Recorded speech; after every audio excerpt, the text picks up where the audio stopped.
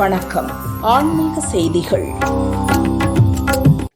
திருநெல்வேலி நெல்லையப்பர் காந்திமதி அம்மன் கோவிலில் ஐப்பசி திருக்கல்யாண திருவிழா கடந்த 4ஆம் தேதி கொடியேற்றத்துடன் தொடங்கியது. 12 நாள் திருவிழாவின் சிகர நிகழ்ச்சியான திருக்கல்யாண வைபவம் கோவில் ஆயிரங்கால் மண்டபத்தில் இன்று அதிகாலை வெகு விமரிசையாக நடைபெற்றது.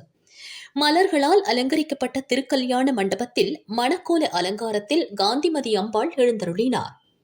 தங்க பல்லக்கில் சுவாமி நெல்லையப்பர் மேளதாளங்கள் முழங்க ஆயிரங்கால் மண்டபத்திற்கு வருகை தந்தார். மாப்பிள்ளை அழைப்பு சடங்கு முடிந்து சுவாமி அம்பாளுக்கு மாலை மாற்றும் வைபவம் நடைபெற்றது. வேத மந்திரங்கள் முழங்க திருமாங்கல்யம் பூட்டும் நிகழ்ச்சி கோலாகலமாக நடைபெற்றது. தொடர்ந்து மகா தீபாராதனை காட்டப்பட்டது. நெல்லையப்பர் காந்திமதி அம்பாள் திருக்கல்யாண வைபவத்தை காண ஆயிரக்கணக்கான பக்தர்கள் திரண்டனர். திருமண வைபவத்தில் பங்கேற்ற பக்தர்களுக்கு கோவில் வளாகத்தில் திருமண விருந்து நடைபெற்றது.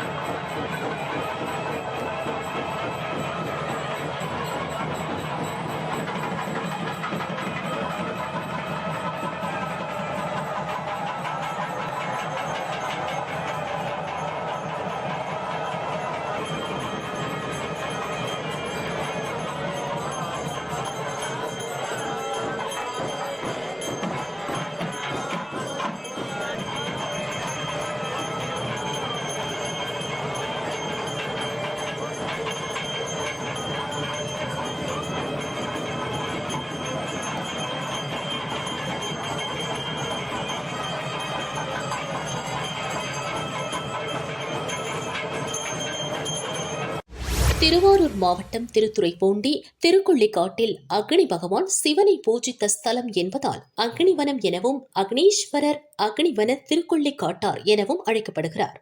கோவிலில் ஈசன் மகாலட்சுமி அம்பாளுடன் ஸ்தானத்தில் கையில் கலப்பையும் காகமும் கொண்டு அபயம் அளித்து காக்கும் பொங்கு சனீஸ்வரராக அருள் பாலிக்கிறார்.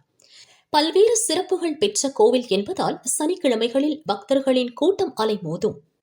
அந்த வகையில் இன்று பொங்கு சனீஸ்வரன் சுவாமிக்கு 108 லிட்டர் பால், மஞ்சள், இளநீர், சந்தனம் உள்ளிட்ட திரவிய பொருட்களால் சிறப்பு அபிஷேகம் செய்யப்பட்டு தீபாராதனை காட்டப்பட்டது. தமிழகத்தின் பல்வேறு மாவட்டங்களில் இருந்து ஆயிரக்கணக்கான பக்தர்கள் நீண்ட வரிசையில் காத்திருந்து பொங்கு சனீஸ்வரரை தரிசனம் செய்தனர்.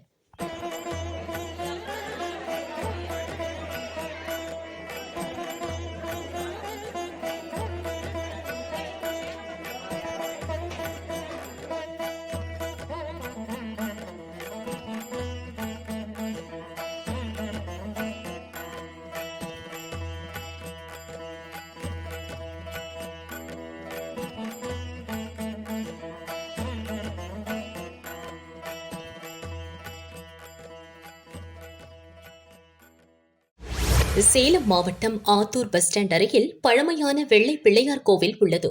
பிரசித்தி பெற்ற இக்கோவில் இந்து சமய அறநிலையத்துறை கட்டுப்பாட்டில் நிர்வகிக்கப்படுகிறது. இக்கோவில் திருப்பணிகள் நிறைவு பெற்று குடமுழுக்கு நடத்த ஏற்பாடுகள் நடக்கிறது. குடமுழுக்கு விழா கடந்த அக்டோபர் 27ஆம் தேதி காப்பு கட்டுதலுடன் துவங்கியது. குடமுழுக்கு விழா நாளை நடக்கிறது. இதையொட்டி தீர்த்த குடம் மற்றும் முளைப்பாரி ஊர்வலம் நடைபெற்றது. முளைப்பாரி ஊர்வலம் முக்கிய வீதிகள் வழியாக சென்று கோவிலை அடைந்தது. தொடர்ந்து நீர்நிலைகளில் முளைப்பாரி கரைக்கப்பட்டது. பிள்ளையார் சுவாமிக்கு தீபாராதனைகள் நடைபெற்றன. திரளான பக்தர்கள் கலந்து கொண்டு தரிசனம் செய்தனர்.